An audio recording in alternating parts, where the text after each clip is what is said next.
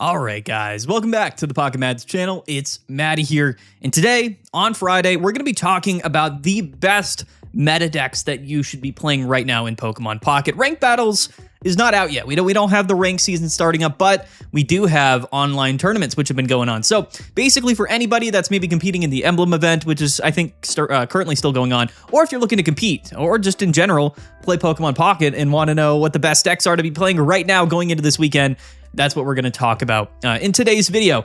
That being said, PMPT number 34 is tomorrow. Link to register down in the description below.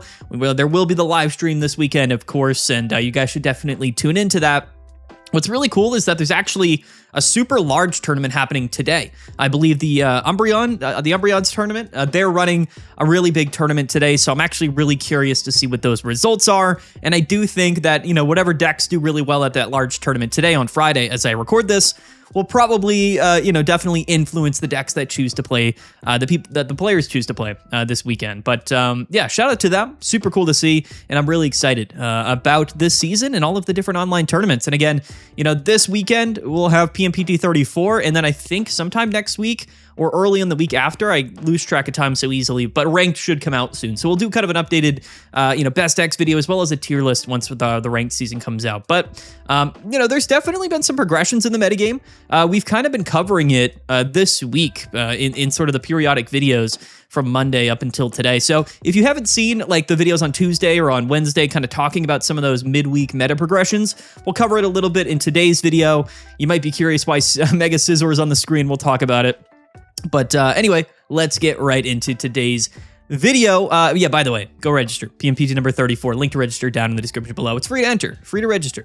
It's going to be a lot of fun. Okay, so first off, let's talk about Mega Scizor because I do think that this is a very solid deck into the current metagame. It has a position in here, right? Into a lot of these sort of lightning type decks, being able to tank damage, but also, deal a pretty substantial amount of damage is important. Mega Scizor can when it KO things like Miraidon, and you do have Rev of Room, which can get around Oricorio pretty easily. So, into the psychic type decks like Altaria, which is weak to metal, but even some of those lightning type decks and grass, I think Mega Scizor was actually pretty exceptionally strong into most things other than, of course, unfortunately, some of the fire type decks which have been popping up. That being said, Blaziken is certainly something that we will talk about. It is probably the biggest story going into this weekend, but I wanted to get Scizor right, out of the way right off the bat because it is a legitimate deck in the current metagame.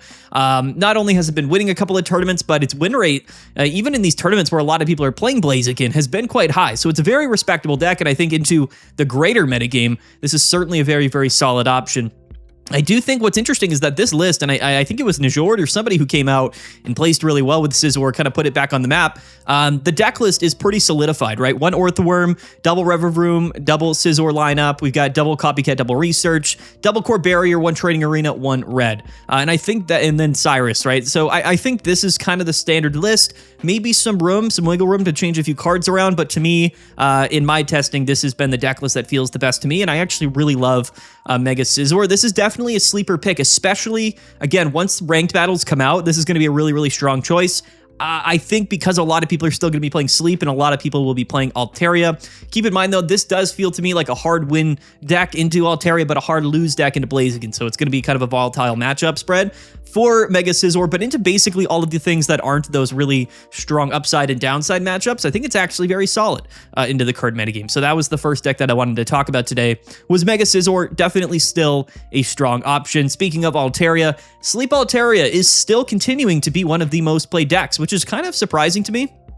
But yet again, I think a lot of players, especially maybe the players that, don't really consider themselves to be like the top of the players, you know what I mean? Like there's hundreds and hundreds, sometimes thousands of people that compete in these online tournaments. And of course, for ranked, there's tons of players. And there's very few at the very top who, always place extremely highly. But for the majority of players, I think they feel pretty comfortable playing Sleep, mostly because the RNG aspect of this deck and the consistency of Altaria does allow you to beat even some of the best players and best decks in the game. So I think Sleep will continue to see play, but keep in mind its win rate in these online tournaments hasn't been anything substantial. When Ranked comes out, this is going to be a very popular deck for sure. It kind of hit the mainstream immediately when the season came out, and whenever decks immediately enter the mainstream, you kind of know that they're going to continue to see popularity play throughout the entire season, especially when Ranked comes out. So I think that this season, in a weird way, is kind of turning into Sleep Altaria and also Greninja Blaziken. Like, they're kind of the dominant decks so far this season, which is kind of strange to see. We didn't put this in the S tier or anything on our tier list, but it's definitely still a strong choice. So I had to mention it at least. It is, again, one of the most, if not the most played deck at tournaments right now, which is kind of crazy. But it's still strong. Nothing's really changed about this deck. It's still, we just got the Espeon thrown in there. The 2 EV2 Espeon, we've cut the double leaf from the deck and a couple other cards, I believe, to probably squeeze in the Espeon lineup. I personally don't even really feel that strongly about this deck. There's just enough counterplays to sleep. Steelix won at KOs, or not Steelix, but Scizor won at KOs Altaria right now. And Greninja Blaziken has actually been just a really dominant deck and has been, you know, pretty fine into this matchup as well. But yeah, I mean, it's still here. You know, people are still playing sleep, so it's a factor. You're gonna definitely hit this deck a lot if you're even playing on the casual ladder on the emblem event. For me, like I breezed to the emblem event because I played Altaria like 3 out of 4 matches and just kind of auto won every single one of them with Mega Scizor. It was really fun, for sure. But that's sort of a weird, I guess, sort of triangle, rock, paper, scissors, formulating at the top of the metagame right now between Altaria, Blaziken, and Scizor. But Scizor is seeing a lot less play than either of those two decks, so it's a weird situation for sure. But there you go, Sleep Altaria. Next up is Zoroark. So, spoiler here, we don't have Hydreigon on the video today. I have fully invested into just not even referencing Hydreigon. What's weird, though, is that I still think in tournaments, more people are playing Hydreigon than Zoroark. But, some of our fellow Pokemon Pocket content creators feel pretty strongly about Zoroark, and I think that this is a very solid deck. To me, it's just a more ethical way to play, like, Dark-type decks in the metagame right now. And, there's certainly still some fighting, but this deck isn't weak to fighting. It's weak to grass, right? So it's a weird spot. Like the dark decks are weak to grass, and the psychic decks are weak to steel. It's a weird thing that's going on in the metagame, but that's just the reality of it. And I think that right now, at least Sceptile, certainly still a decently strong deck. But what's weird, though, is that with all of the more Blaziken seeing play, I do think things like Sceptile and the other grass decks are probably going to see a bit less play through this upcoming weekend and through the next few days, that it actually might open up a decent spot for these dark type decks to be very, very decently well positioned into the greater scope of the metagame, right? If you kind of look at things like, the steel type Scizor deck or Blaziken or Altaria, Zoroark doesn't have a terrible position, and neither does Hydreigon into really any of those deck lists. I do think inherently Hydreigon does a bit better into some of the mega strategies, on paper, but it's less consistent than Zoroark. So I think Zoroark kind of makes up the ground. What's interesting, and the reason why I continue to kind of advocate for Zoroark above Hydreigon, is that Zoroark seemingly has a winning matchup into that head-to-head matchup into Hydreigon, right? So if you were to choose, should I play Zoroark or Hydreigon? Because they are kind of similar decks from a composition standpoint. Zoroark has been winning the Hydreigon matchup, which is kind of why I just recommend that you play Zoroark. But this is definitely one of those decks that's not like in the very, very top of play. Like it's still seeing play, but again, a lot of the dark type players are splitting their choices between Hydreigon and Zoroark, which is why I don't think either of those two decks are really going to be dominant in terms of meta share. They're never going to be the most played decks this season, and I think that's just because there's multiple decks that people are choosing to play. But if every single Hydreigon player chose to play Zoroark, or even vice versa, I think that you would see a lot more success from these dark type decks, and you probably just see a lot more of them, dominating the standings, right? I think that's just sort of the reality of it. I kind of package them together right now, but Zoroark to me is sort of the deck that I'm choosing to showcase on the channel moving forward, unless something substantial changes. And I think that Suicune is another deck that's really, really kind of positioning itself at the forefront of the metagame, and I think we're probably going to see a pretty heavy Suicune metagame this weekend, and I think Suicune has a really good chance to win. And Suicune beats Hydreigon, but I think Zoroark might have a little bit of a better situation or opportunity to win the Suicune matchup. But shout out to Zoroark, definitely still a very strong deck. And speaking of Sceptile, let's talk about it. Definitely a still good deck. I would still recommend you play Ogerpon, lots of sleep running around, but keep in mind, there's a weird thing going on where like Blaziken is really popular and has been for the last few days. And as we know, those fire type decks can kind of maybe deal with Sceptile a little bit easier. That's why I would still recommend you play the Chingling version, so your like Pheromoses and Kartanas don't get like blown up in the active spot really early on. But what's kind of sketchy, even with the Chingling stuff, is that Blaziken is playing middle evolutions, and they're playing like Greninja, and they still have those like lead-off Pokemon to kind of deal with things like Chingling. So it's kind of a weird situation. I have to kind of review the data because Blaziken's seeing a bit more play. I still suspect that even with the Chingling variant, that Sceptile, and with Ogerpon, by the way, I still think Sceptile probably isn't favored into Blaziken. I could be wrong about that. It could be a pretty even matchup, but I think less and less people are playing Sceptile, maybe in favor of Blaziken currently. So that's sort of one of those weird progressions that we're seeing. Just more fire, less grass, and because of more fire, I think that we're even starting to see like a counter meta development around the Blaziken stuff. So Suicune's becoming a bit more popular. Could be another sort of rock, paper, scissors triangle between Blaziken, Sceptile, and Suicune, because I believe Sceptile does well into Suicune, but Suicune, of course, does well into Blaziken. So it's another kind of strange thing that's happening here. Basically, all roads, at least for the last week, have been kind of flowing. All roads have been, I guess, what's the term? They've been going through Blaziken. Blaziken is kind of the center point of a lot of the meta progression this week. So I'll be curious. Maybe the counter meta develops. Like if in Umbreon's tournament today, like if Suicune does really well and Blaziken doesn't do very well, there's just not going to be that much Blaziken this weekend, which might open things up for things like Sceptile to do really well and capitalize against Suicune. But again, keep in mind, we still have all of those lightning decks with Miraidon and Magnezone. So if Suicune's popular, there's those types of decks to contend with. And I think no matter what, Magnezone and Miraidon is going to be a heavy contending favorite, no matter kind of what the progression is this season, just because inherently, like, there's just not much fighting going on. And none of the fighting / ground type decks are prominent enough for me to feel any sort of negative way about playing lightning to any degree. So I like Sceptile, but again, it's kind of a weird spot. It's going to go up and down in play. Should be able to capitalize on the Suicune dominance, which we're likely going to see. But if we are not fully into that meta progression like part yet, like it might be after this weekend where Sceptile comes back, because if a lot of people are playing Blaziken this weekend, it might be kind of sketchy for Sceptile. But it's still a strong deck, and again, I don't think really much has really changed with Sceptile. I do still recommend Ogerpon, so this is the list that I would kind of recommend mostly. But let's talk about Lightning, and let's talk about Miraidon. I do think this is still my favorite, or like my top deck of the season, right? Like, whereas everything else seems to kind of have some fluctuation, right? There's definitely going to be times where Blaziken is at the forefront and very, very strong. There's going to be times where Suicune's at the top, maybe Gourgiest, Altaria. Other decks are going to kind of come and go in terms of like overall dominance and how well they're positioned in the metagame. But that being said, I really don't feel like this is the season where we're going to see any sort of like significant enough counterplay to kind of knock Magnezone, Oricorio, and Miraidon down a peg, right? Now, the deck list that we're choosing to highlight here is the 1 Miraidon, 1 Turo. It's still the deck list that I feel the most confident about. If you wanted to play double Miraidon, double Turo, whatever the case may be, feel free to do that. Somebody comment down below, like you could just also play double Miraidon and double Magnezone, but we're pretty like, we're kind of stretched out in terms of how many deck cards we can fit in this deck list. This is certainly a deck that would love to play like 23, 24 cards in it, but we just can't. So for now, I am kind of recommending just the 1 Miraidon and just sort of playing like a core of Magnezone or Oricorio and using that 1 Miraidon to potentially win games. That's how I feel about it.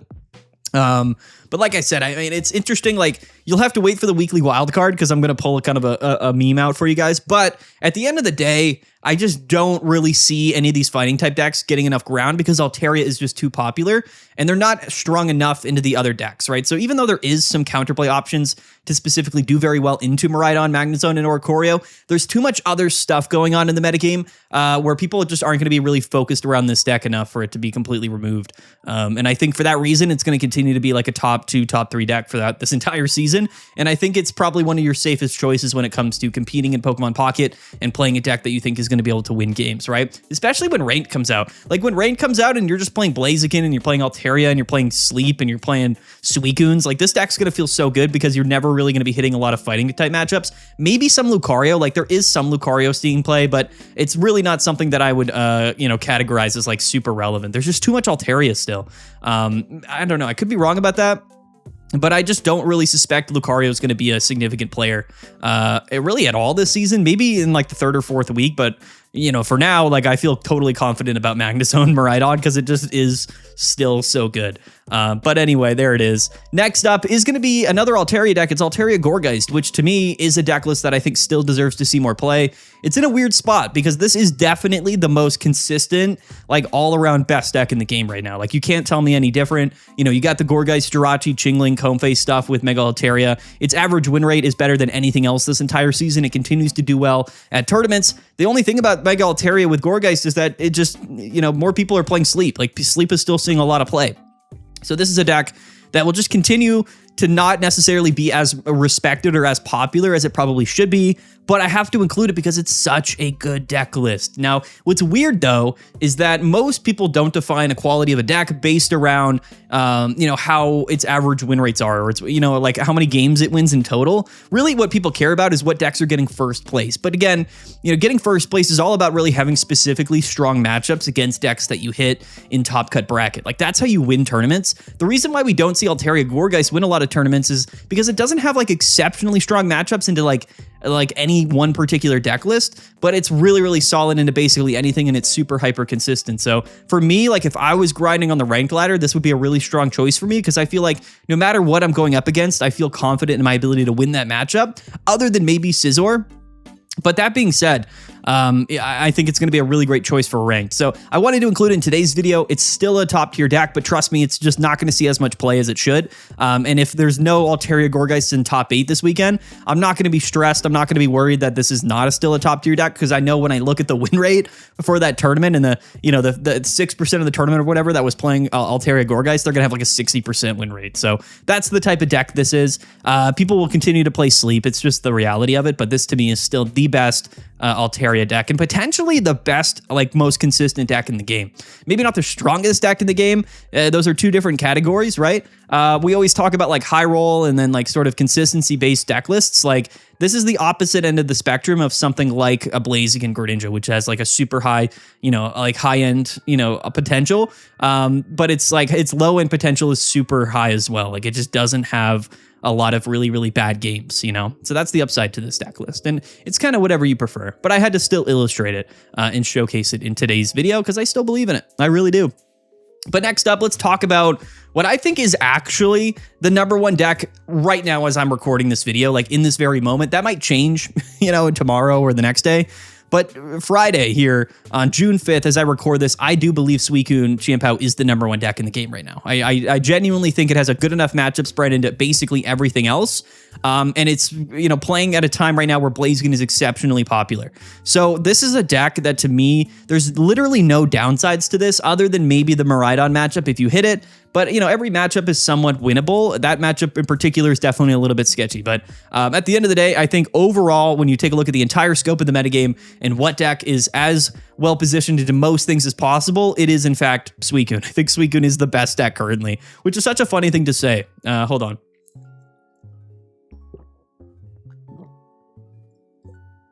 Sorry. I got very thirsty all of a sudden. You guys, whatever. We're just drinking water in the video. It's okay. You guys got to hydrate. That's my hydration break. And you guys also have to hydrate, okay? I put Suicune. We had a funny segment on Tuesday where I wasn't planning to rank Suicune in the S tier, but then I saw its win rates and I saw what it was doing to all of the other top meta decks. And I was like, yeah, we got to put it in the S tier. And it's so funny because after doing that, it's just becoming exceptionally well positioned because now Blaziken is on the rise and Suicune does well into Blaziken. So I just feel really good about this deck list. I do. And if this deck not only wins Umbreons this weekend, or if a lot of people play it on this, or if it wins Umbreons today, or does well at Umbreons today, and then it ends up doing well this weekend, I would not be surprised. This is the deck that I honestly, if I were to play in PMPT this weekend, I would be playing Suicune, which I know isn't a super original choice. But given the scope of the metagame and what's happening right now, I have to recommend Suicune. I just think this is still such a strong deck list, and not enough people are playing Lightning. It's a weird thing.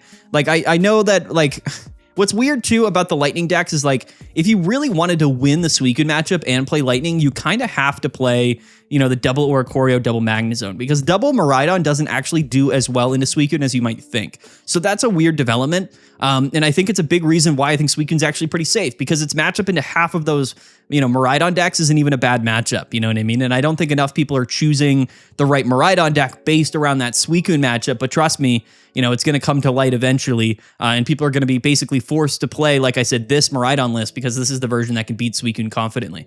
So that's just my opinions here.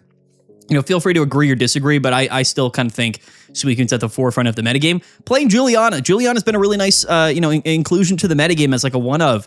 You know, we're seeing it, playing back Excalibur, but in the next deck, Blaziken Greninja, like you're going to see, you know, we're also seeing Juliana. So it's honestly just a really nice card. Certainly in a metagame that's very much defined by rare candy and stage 2 Pokemon, you know, Juliana's had a bit more impact than I honestly would have first assumed it would. But I think that's because a lot of the this new set that came out from Paradox Drive, like a lot of those Pokemon really aren't seeing much play, right? So the metagame, even with Miraidon coming in, is still pretty much defined by rare candy stage 2 Pokemon. Altaria is kind of the exception for that, and last season Lucario was the exception as well, but there's less Lucario and a lot of Blaziken, a lot of, you know, I guess Sceptile. There's a lot of like kind of decks that are playing stage 2 Pokemon, and I think Juliana actually fits quite well into there. So shout out to Juliana, shout out to Suicune. You should be playing this deck list because it's extremely good right now, and it probably will be this weekend as well.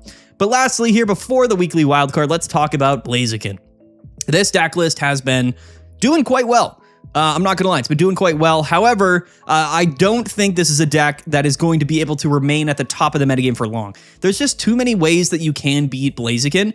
Even this sort of upgraded, seemingly upgraded version here with Greninja, even the 1/1 Greninja and Juliana line. I think a lot of people are overrating the consistency of this deck. I still think it's a bit of a high roll deck. There's a lot of basic Pokemon you can lead off with here, being Froakie and Torchic that aren't Heatmore in cast form, which are, of course, the Pokemon that you want in the active. So there's a lot like going on with this deck list, but, you know, there's always sort of this weird interpretation of decks, right? Where you see Blaziken at the top of the standings over and over again. Like, you know, plenty of people are going to have great records in tournaments with this deck. But, you know, that doesn't mean that it's always going to work out, right? For every sort of 7-0 Blaziken you see in a tournament, there's going to be like a 1-in-5 player playing Blaziken as well, because they just sort of didn't draw correctly.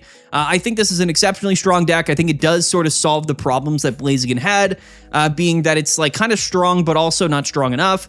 Now, it's sometimes well-positioned, sometimes not. I think Greninja sort of solves that issue of being like, hey, you know, even in the matchups where maybe like the fire-type stuff isn't going to carry us, and even if like our deck isn't super consistent, at least we are a bit of a high-roll deck, and I think that's probably the best way to play Blaziken right now, right? If your opponent doesn't have a way to counterplay this, the status condition in the burn, then all of a sudden, you know, for 2 energies with Flame Patch, we have 160 damage on the board. You get the Greninja Cyrus combo. It's a strong enough deck, 210 HP to kind of really be, you know, confidently powerful enough into the current metagame. But keep in mind, there are ways to beat this deck pretty easily, and I think Suicune is a deck that does well into Blaziken. So, you know, as quickly as this deck's going to storm up to the top of the metagame, it could as quickly fall off and become kind of one of those, you know, 5 through 10 type decks like a Mega Scizor that we might be seeing right now. So, I think that Blaziken, there's also a weird thing in the metagame where people love playing fire decks. I don't know if you guys have noticed this, but if there's any semblance of a fire type deck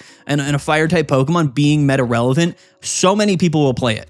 There's just a weird affinity that Pokemon Pocket players have to play fire type decks. Maybe it's just because they really like the Pokemon that are fire type, like Charizard, like Blaziken. I don't know what the case is, but people certainly love their fire type decks. And this is definitely one of those decks that I think people have definitely just sort of gravitated towards as they've seen it become somewhat meta relevant. And I'm not saying that's a bad thing. Maybe that makes sense. Maybe they should be. I don't know.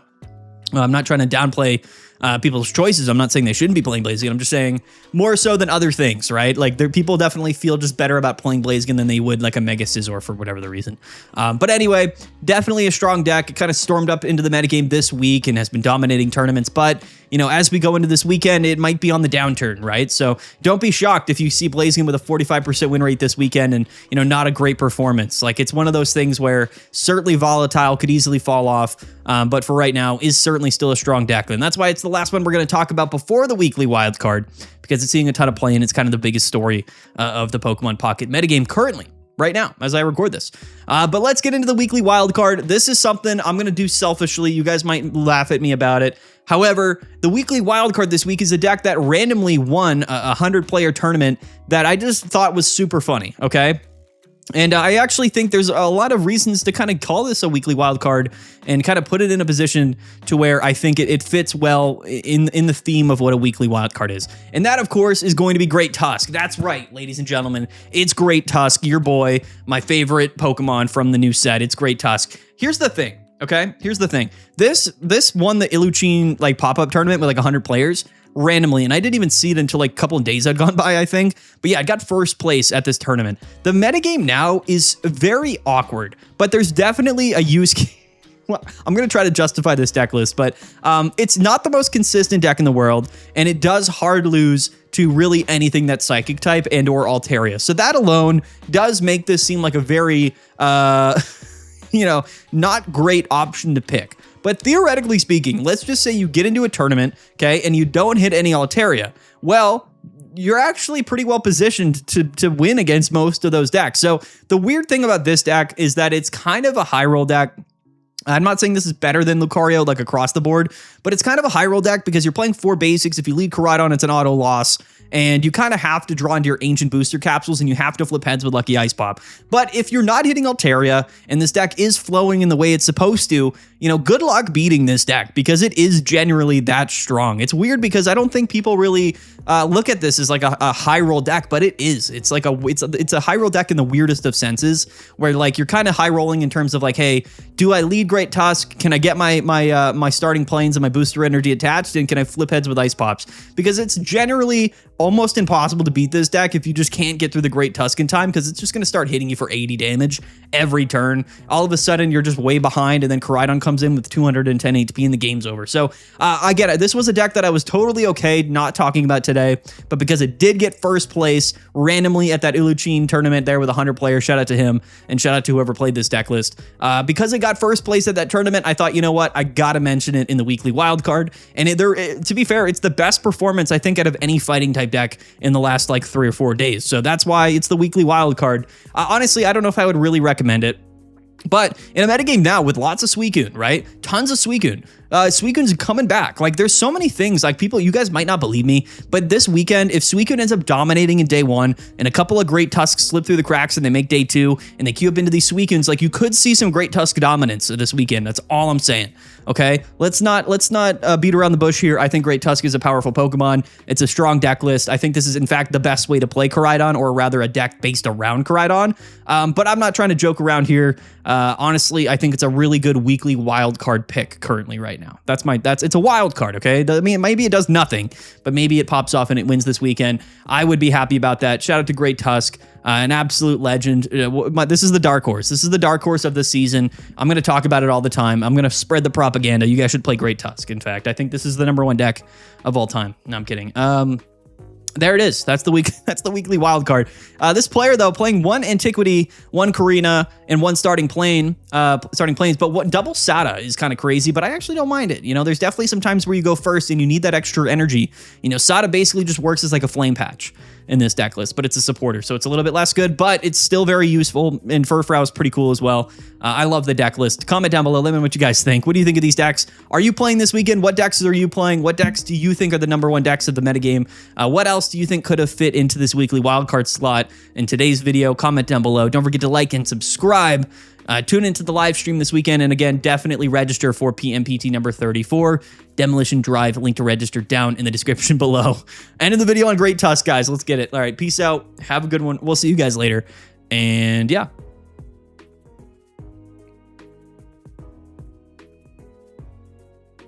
Bye.